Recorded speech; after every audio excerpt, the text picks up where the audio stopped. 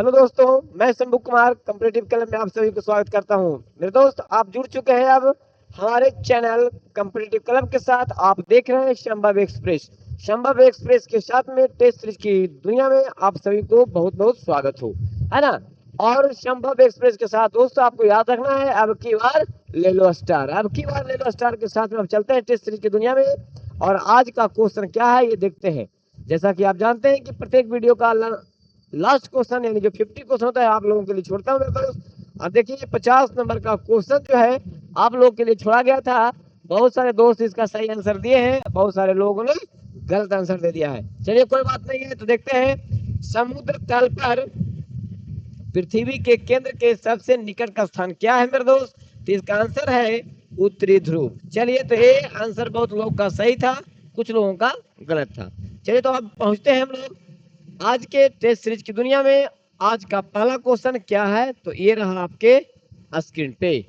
चलिए मेरे साथ ही देर ना करते हुए संभव एक्सप्रेस में जितना संभव हो सकता है हम लोग क्या करेंगे, क्वेश्चन पढ़ेंगे, 4 ऑप्शन देखेंगे और उसका सटीक आंसर सही सही लगाते चलेंगे। एस्परांटो क्या है, ध्यान देना है। लैटिन अमेरिका का सर्वोच्च पर्वत है, या स्पेन का बंदरगाह नगर है, एक खेल का नाम है, या विश्व भाषा के रूप में कार्य करने के लिए बनाई गई एक कृत्रिम भाषा है। तो ऑप्शन डी बिल्कुल इसका सही जवाब होगा मेरे साथी। एस्परांटो क्या है, तो विश्व भाषा के रूप में कार्य करने के लिए बनाई गई एक कृत्रिम भाषा है। चलिए क्वेश्चन नंबर 2 की तरफ हम लोग अपना रुख करते हैं और दूसरा क्वेश्चन आपका ये रहा स्क्रीन पे। संसद के 2 सत्रों के बीच अधिकतम अंतराल क्या होना चाहिए, तो समझ जाइए 6 और 6। बस याद रखना है 4 महीने का, 6 महीने का, 1 वर्ष का जो समय राष्ट्रपति निर्धारित करे, कुछ नहीं होगा इसमें। कितने का होगा देखिएगा, 6 महीने तक का कंप्लीट। चलिए नेक्स्ट क्वेश्चन की तरफ बढ़ते हैं और अगला क्वेश्चन आपका ये रहा स्क्रीन पे। ब्रह्मपुत्र नदी अपने स्रोत से लेकर डेल्टा तक गुजरती है, तो देखिएगा कैसे कैसे गुजरती है, कौन कौन देश होकर गुजरती है। तो ये चीन होते हुए, भारत होते हुए, बांग्लादेश, ऐसे चलिएगा। तो तिब्बत, चीन एवं म्यांमार, भूटान, नेपाल, भारत, चीन, भारत, बांग्लादेश, भारत, बांग्लादेश एवं म्यांमार। चलिए ऑप्शन के अनुसार अगर हम लोग बात करेंगे तो चीन, भारत एवं बांग्लादेश बिल्कुल सही जवाब आपका ऑप्शन नंबर सी होगा।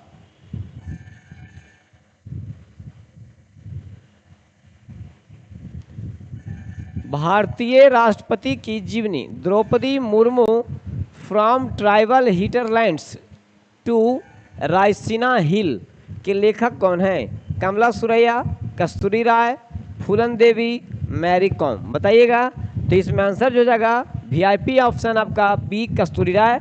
और ये क्वेश्चन आगामी किसी भी एग्जाम में आने के लिए रेडी है दोस्त, आप रेडी रहिए इसको याद करके। चलिए ठीक है,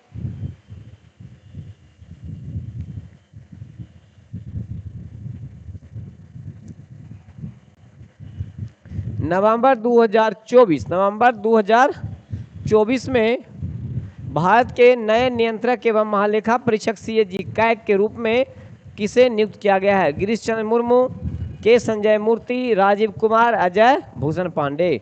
तो आप याद रखेंगे ये भी क्वेश्चन वीआईपी क्वेश्चन में से एक है, के संजय मूर्ति, बी ऑप्शन सही होगा मेरे साथी। चलिए, हृदय की धड़कन को नियंत्रित करने के लिए इस्तेमाल किया जाने वाला निम्न से कौन सा है। Dialyser, pacemaker, CT scan, oxygenator. तो जैसे ही पेसमेकर आया होगा तो आपका दिमाग काम कर गया होगा, ऑप्शन बी आप लोगों ने लगाया होगा, नहीं तो बी ऑप्शन बिल्कुल इसका सही लगा लीजिए। चलिए ठीक है,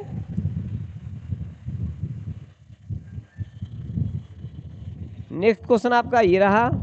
निम्नलिखित में से कौन सा पदार्थ जैविक आवर्धन दर्शाता है। रासायनिक कीटनाशक, अम्लीय धुआं, कार्बन कालिक का जमा होना, या ग्रीन हाउस। तो इसका हो जाएगा मेरे साथी रासायनिक कीटनाशक। चलिए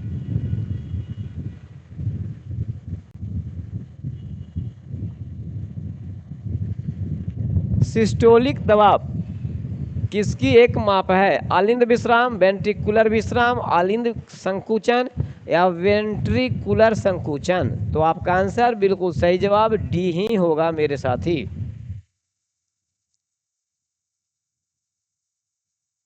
चलिए,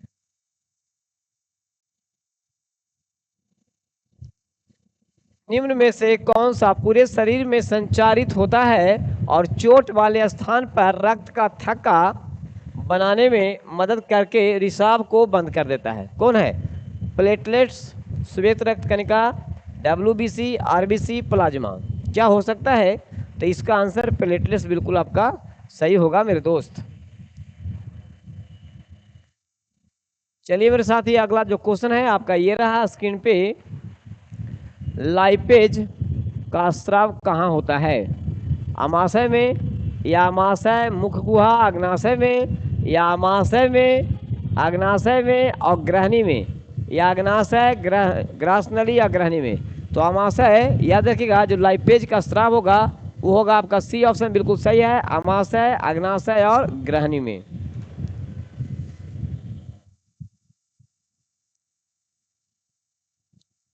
राज्यसभा के संदर्भ में निम्नलिखित में से कौन सा कथन सही नहीं है कह रहा है? राज्यसभा एक अस्थायी संस्था है, तो बिल्कुल सही है। इसके 1/3 सदस्य प्रत्येक 2 वर्ष पर रिटायर होता है, ये बात सही है। राज्यसभा का गठन 1958 में हुआ, ये गलती है। 52 में हुआ है, कितना में हुआ है? 52 में, 1952 में हुआ है, याद रखना है 1952 में हुआ है। राज्यसभा 12 सदस्य को राष्ट्रपति द्वारा मनोनीत, बिल्कुल बात सही है, यानी ऑप्शन सी सही नहीं है। वही पूछ रहा है कि सही नहीं है, तो ऑप्शन सी बिल्कुल इसका आंसर सटीक है। चलिए,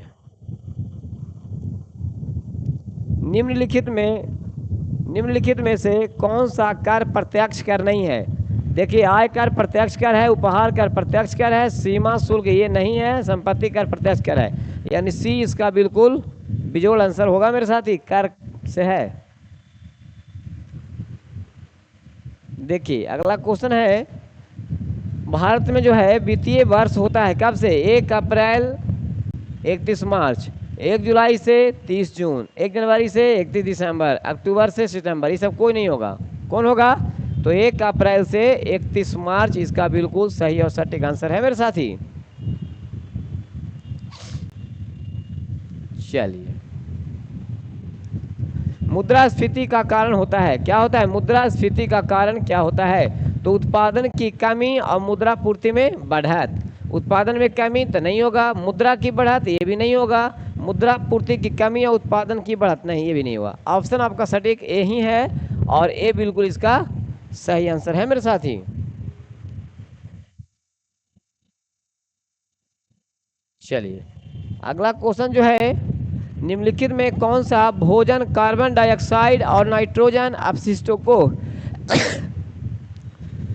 है ना घुलित रूप में परिवर्तित करता है? प्लाज्मा, श्वेत रक्त कणिकाएं, प्लेटलेट्स, लाल रुधिर कणिकाएं। तो इसमें आप देखिएगा प्लाज्मा सबसे अच्छा भरपूर रहता है। क्वेश्चन हो गया, आंसर ए ही इसका सही जवाब होगा।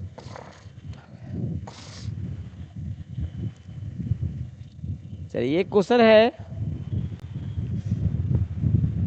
2KMnO4 plus 5H2O C2O4 plus 3H2SO4 है ना, 2MnOSO4। याद रखेंगे 10CO2 plus 8H2O plus K2SO4 में Mn किस प्रकार की अभिक्रिया करता है? योगात्मक, विस्थापन, ऑक्सीकरण या अपचयन, क्या होगा?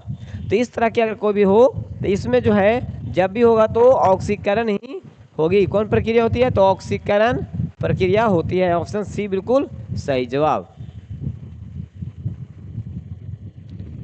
नेक्स्ट क्वेश्चन है साथी, प्रति अम्लों के बारे में इनमें से कौन सा कथन सही नहीं है? प्रति अम्ल, अतिरिक्त जठराम्ल उदासीन करने के लिए उपयोगी होते हैं, प्रति अम्ल प्रबल अम्ल होते हैं, NaHCO3 एक प्रति अम्ल है, MgOH2 एक प्रति अम्ल है। कह रहा है कौन सही नहीं है? तो एक में बाक जो है आपका बी सही नहीं है मेरे साथी, इसलिए आंसर आपका यही होगा, प्रति अम्ल प्रबल अम्ल होते हैं, यही बात गलत है। चलिए, इसलिए यही आंसर सही होगा। चलिए क्वेश्चन देखिए, विरंजक चूर्ण CaOCl2 किस प्रकार का लवण है? संकर लवण, द्रविक लवण, मिश्रित लवण या क्षारकीय लवण? तो यह एक प्रकार का मिश्रित लवण है। क्लियर। नेक्स्ट पॉइंट ये रहा, किस एजेंसी ने डिजिटल वित्तीय सेवाओं के विकास में बिहार राज्य ग्रामीण आजीविका मिशन यानी जीविका का समर्थन किया है? SBI, RBI, सिडबी या सेबी? बताएंगे आप लोग, बहुत जरूरी है, ये आपका सिडबी होगा। एक नंबर का क्वेश्चन याद रखिएगा, बहुत सारे बच्चे जीविका का जो फॉर्म डाले वहां ये क्वेश्चन पूछा जा सकता है, सिडबी का। अगला क्वेश्चन है, किसने single piece 3 dimensional printed engine के साथ विश्व का पहला अंतरिक्ष रॉकेट प्रक्षेपित किया है? स्पेस एक्स, अग्रणी, कुल, कॉस्मोस, इसरो, इनमें से कोई नहीं। तो याद रखना है कि single piece 3 dimensional printed engine जो लागू किया है वो किया है आपका अग्नि, कुल, कॉस्मोस। बी ऑप्शन बिल्कुल सही होगा मेरे साथी। चलिए 21 नंबर का क्वेश्चन आपका ये है, जुलाई 2024 में 16वें वित्त आयोग के द्वारा गठित सलाहकार परिषद की संयोजक कौन बनी हैं? Doctor Poonam Gupta, Rahul Bajoria, doctor DD के श्रीवास्तव, अरविंद पनगड़िया। कौन हो सकते हैं? तो डॉक्टर पूनम गुप्ता इसका सही और सटीक आंसर है मेरे दोस्त।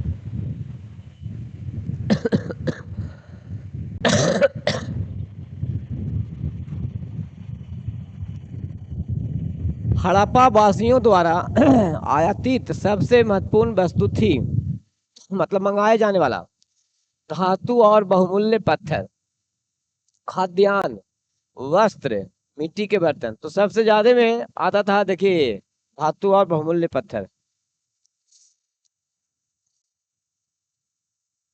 चलिए नेक्स्ट क्वेश्चन आपका रहा ये, 1907 के सूरत अधिवेशन में कांग्रेस का विभाजन हुआ। सही बात है, कांग्रेस इन विभाजित गुटों गरम दल और नरम दल के बीच पुनः एकीकरण कौन से समझौते में हुआ? तो ये हुआ था लखनऊ 1916 में।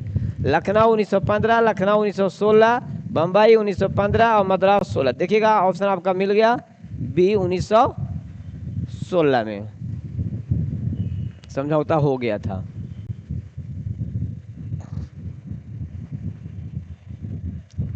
निम्नलिखित में से किस वायसराय के समय दिल्ली दरबार का आयोजन किया गया था? Lord Lytton, Lord Ripon, Linlithgow या चेम्सफोर्ड? तो लॉर्ड लिटन बिल्कुल इसका सही आंसर होगा। चलिए मेरे साथी,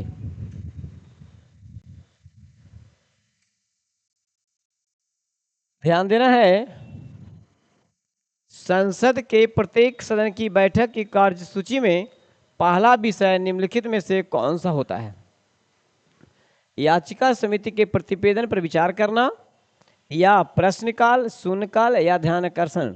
तो याद रखिएगा इसमें होता है ये प्रश्नकाल होगा। चलिए तो इसका आंसर कैसे है? ऐसे है, इसका आंसर है केवल बी। बिल्कुल सही जवाब आपका केवल बी होगा। नेक्स्ट क्वेश्चन क्या कहता है देखते हैं। क्वेश्चन ये रहा आपका कि निम्नलिखित में से किस देश के कुल भाग, निम्नलिखित में से किस देश के कुछ भाग यूरोप महाद्वीप में तथा कुछ एशिया में? बताइएगा कि कुछ यूरोप है, ऐसी का कुछ हिस्सा एशिया में भी है और कुछ यूरोप में है। तो ये वाला जो भाग कहलाता है उसको हम लोग यूरेशिया कहते हैं। क्या कहते हैं? यूरेशिया कहते हैं। तो इस वाला क्षेत्र में कौन इसमें है? लेबनान, सीरिया, तुर्की और इराक। तो ध्यान रखिएगा ये तुर्की का कुछ हिस्सा दोनों में पड़ता है, यानी कि तुर्की यहाँ पे है जिसका हिस्सा यहाँ है, यानी कि, और इधर से अगर याद रखिएगा तो रूस है, तो रूस का भी हिस्सा इधर है। रूस की राजधानी मॉस्को यूरेशिया में ही है। बहुत सारे ऐसे इसमें देश हैं, 15 देश हैं, लेकिन इसमें ऑप्शन के अनुसार पूछ रहा है किसका भाग यूरोप में भी है और एशिया में भी है। तो इसका तुर्की आंसर होगा मेरे साथी। चलिए ठीक है।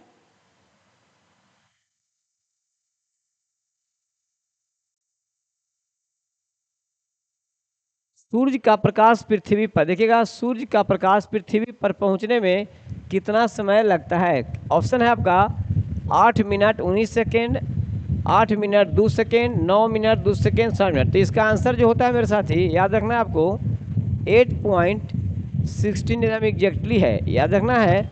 मगर यहाँ दे दिया है 8.19, इसको आप 6 कर सकते हैं और आंसर आपका ए बिल्कुल सही जवाब।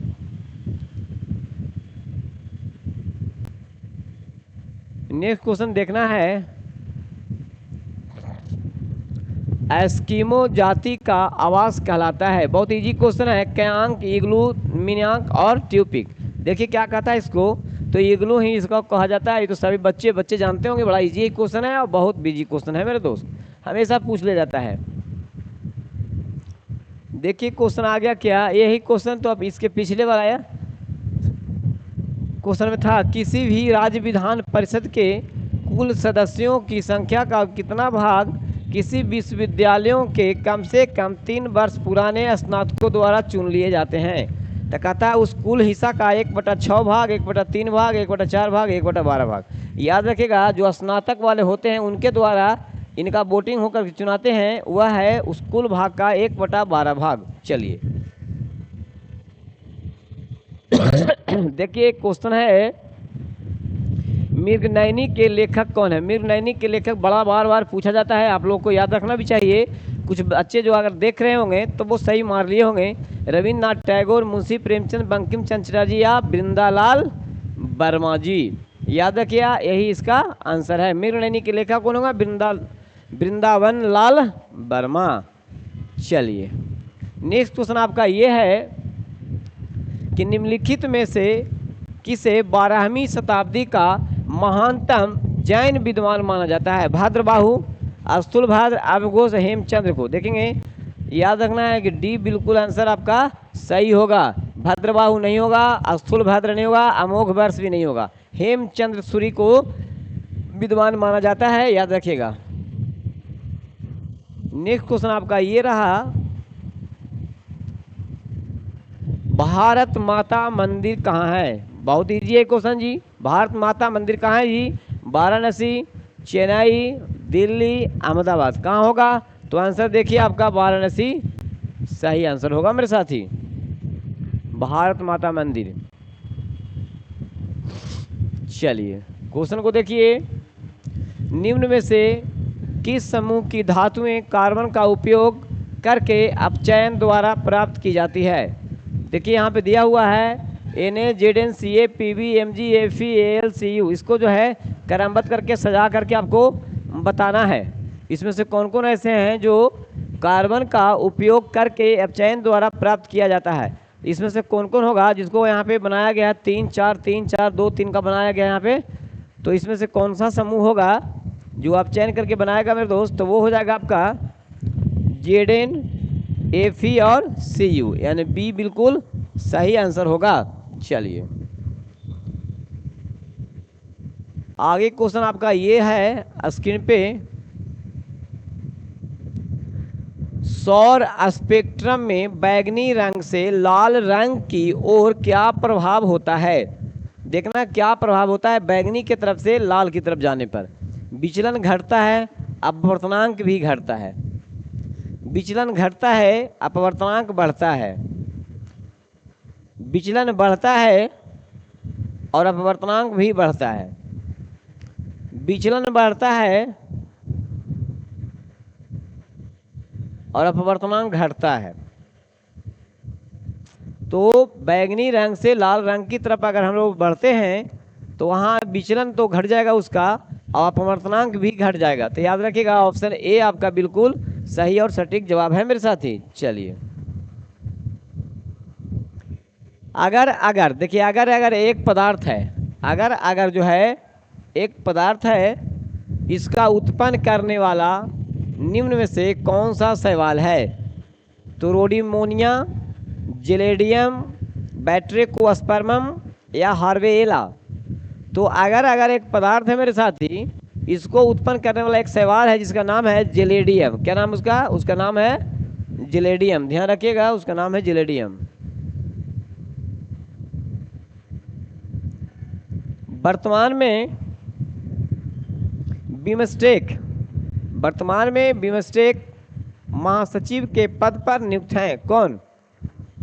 इंद्रमणि पांडे, जागृत कोट, रुचिरा कंबोज, तेंजिन लेकफेल कौन हो सकते हैं? याद रखना है। तो हाल ही में चुने गए हैं वो हैं इंद्रमणि पांडे जी। बिमस्टेक। चलिए नेक्स्ट क्वेश्चन आपका ये रहा स्क्रीन पे। फरवरी 2025 में किस भारतीय राज्य में राष्ट्रपति शासन लगाया गया था? ये भी अगले आगामी कोई भी एग्जाम के लिए आपको ये रेडी है, तो आप भी रेडी रहें। ये क्वेश्चन आपसे पूछ लिया जाएगा। सिक्किम में, अरुणाचल प्रदेश में, मणिपुर में, मिजोरम में। तो देखिए 2025 में फरवरी में जो लगा था राष्ट्रपति शासन, वो लगा था मणिपुर में। याद रखना मेरे साथी। नेक्स्ट क्वेश्चन आपका ये रहा। जुलाई 2024 को किसने हेल्थ साथी योजना लॉन्च किया है? पेटीएम ने, गूगल ने, माइक्रोसॉफ्ट ने, जीवन बीमा LIC ने। तो ये इसको याद रखना है। आपका ए ऑप्शन बिल्कुल सही जवाब होगा, पेटीएम के द्वारा किया गया है। चलिए एकदम समय नहीं गवाते हुए बस क्वेश्चन देखिए, ऑप्शन पढ़िए और टिक लगाते चलना है जितना फास्ट। मानवों में आहार नाल का इनमें से कौन सा भाग है ना अपशिष्ट पदार्थ को उत्सर्जन करता है? बड़ी आंत, छोटी आंत, परिशेषिका या मल द्वार? ये तो बड़ा इजी क्वेश्चन पढ़ते के साथ समझ आ गया होगा। जिसको एनएस कहते हैं, यही आपका जो है निष्कासन करता है। ठीक है, चलिए ये क्वेश्चन को देखते हैं क्या कह रहा है। जून 2024 को संयुक्त राष्ट्र बाल कोष यूनिसेफ बिहार सरकार के सहयोग से राज्य के किन 2 जिलों की कुल 10 ग्राम पंचायत में बाल हितैषी ग्राम पंचायत की शुरुआत की है? तो कटिहार और किशनगंज जिला, अररिया और पूर्णिया जिला, जमुई और जहानाबाद जिला, पटना और गया जिला। क्या हो सकता है? तो ये आंसर जो है आपका अररिया और पूर्णिया जिला होगा मेरे दोस्त। चलिए अररिया और पूर्णिया जिला। जनवरी 2025 में प्रधानमंत्री नरेंद्र मोदी द्वारा मुंबई के नौसेना डॉकयार्ड से कौन सा युद्धपोत पनडुब्बी का जलावतरण किया गया है? बताएंगे। INS सूरत, ये भी किया गया है। INS नीलगिरी, ये भी हुआ है मेरे साथी। INS वागीशिर, ये भी हुआ है। यानी कि इनमें से आंसर सभी होंगे मेरे साथी। डी ऑप्शन बिल्कुल सही जवाब होगा। ये आगामी आने वाला क्वेश्चन भी रेडी है। आप क्या कर रहे हैं? आप भी रेडी रहिए इनको याद करके। चलिए देखिए अगला क्वेश्चन ये रहा आपके स्क्रीन पे। कार्बन तटस्थता की दिशा में अपने संयुक्त वैश्विक लक्ष्य को आगे बढ़ाने के लिए ग्रीन फ्यूल्स अलायंस इंडिया पहल की घोषणा किस देश ने की है? संयुक्त अरब अमीरात, नॉर्वे, डेनमार्क और भारत। बता सकते हैं? तो ये पहल करने वाला देश है आपका डेनमार्क। चलिए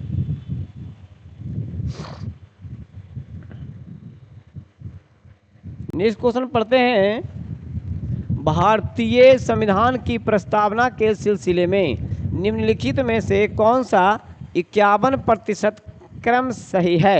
हाँ, गणतंत्र, जनवादी, पंथनिरपेक्ष, समाजवादी, सार्वभौम, सत्ता संपन्न। सार्वभौम, प्रभुत्व संपन्न, समाजवादी, जनभवी और पंथनिरपेक्ष और गणतंत्र। ठीक है, सार्वभौम, प्रभुत्व संपन्न, जनवादी, पंथनिरपेक्ष, समाजवादी, गणतंत्र।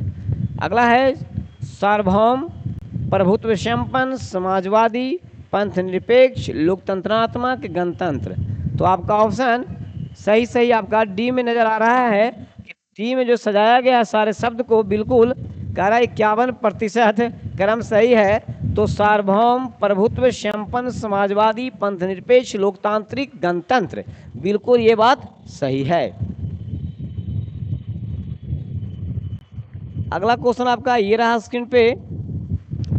संसद के दोनों सदनों का संयुक्त अधिवेशन आयोजित होता है भारत के राष्ट्रपति के निर्वाचन के लिए? गलत जवाब।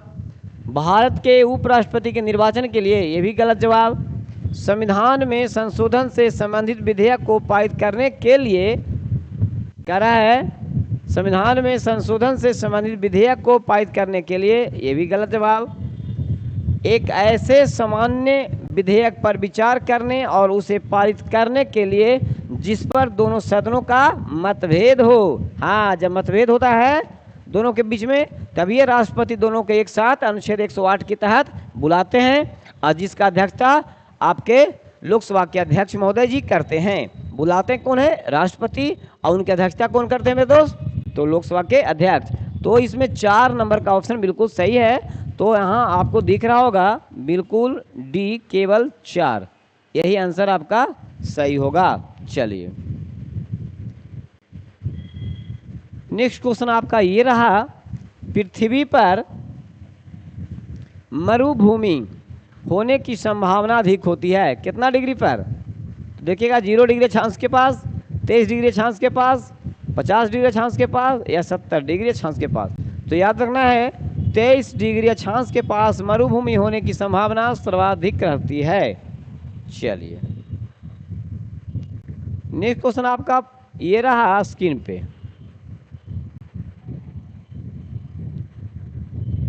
यदि ओजोन की परत पतली हो जाए तो उसका क्या प्रभाव पड़ेगा?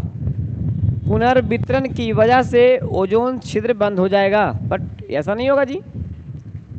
त्वचा के कैंसर के मामले में बढ़ेंगे, हाँ ये होने की संभावना बन रहा है। धरती का तापमान बढ़ेगा, धरती का तापमान बढ़ेगा, नहीं जी। सतह ओजोन की मात्रा बढ़ेगी, नहीं जी। तो क्या सबसे ज़्यादा उसका क्या प्रभाव पड़ेगा? तो प्रभाव कह रहा है कि कैंसर वाला जो बीमारी जो होगा इसका मामला बढ़ेगा, बिल्कुल सही जवाब।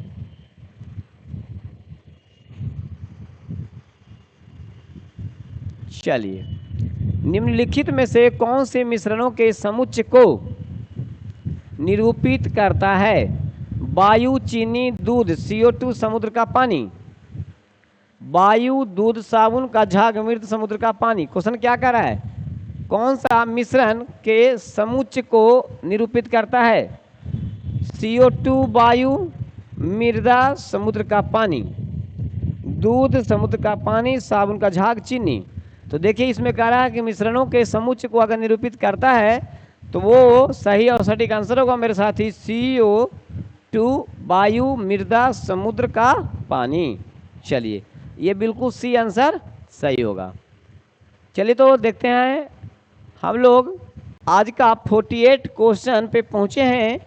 इनमें से किस यौगिक के आयन नहीं पाए जाते हैं? KBr, CH4, NaBr, NaCl। क्या कह रहा है क्वेश्चन? आयन नहीं पाए जाते हैं। तो आयन नहीं पाए जाते हैं तो उसका होगा मेरे साथी, क्या होगा? CH4। क्या होगा? CH4, इसका जो है कोई आयन नहीं पाए जाते हैं। बी आपका ऑप्शन बिल्कुल सटीक और सही होगा साथी। चलिए अब आज का सेकेंड लास्ट क्वेश्चन है आपके पास 49 नंबर का क्वेश्चन आपका ये रहा, इनमें से कौन सा धातुओं की अभिक्रियाशीलता है ना रिएक्टिविटी के आधार पर सही अवरोही क्रम में है? अवरोही, अवरोही का मतलब होता है डिसेंडिंग ऑर्डर, घटते हुए। कहता है कि एल्युमिनियम, देखिएगा AlCuCaHg, AlCuHg और CaAlCuHg, AlCaCuHg क्या हो सकता है? तो घटते हुए क्रम में शो तो कर रहा है, समझ में आ रहा होगा आपको।